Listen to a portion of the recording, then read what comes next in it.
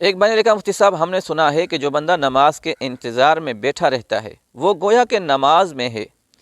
کیا ایسے بندے سے بات کرنا یا سلام کرنا جائز ہے؟ بھائی نور حسن صاحب ڈہرکی سے۔ اگر کوئی بندہ مسجد میں کسی عبادت میں مشغول ہے، کوئی بندہ تلاوت کر رہا ہے، کوئی ذکر کر رہا ہے، کوئی نماز پڑھ رہا ہے، تو ایسے کسی بندے کے ساتھ سلام کرنا یا بات چیت کرنا یہ بھی جائز نہیں ہے۔ اگر ایک بندہ فارغ بیٹھا ہے، نماز کے انتظار میں بیٹھا ہے، باقی کچھ بندے جو ہے نماز پڑھ رہے ہیں یا تلاوت کر رہے ہیں، تو ایسی صورت میں بھی بالکل آرام سے سلام کرنا چاہیے تاکہ کسی کی عبادت میں خلل پیدا نہ ہو۔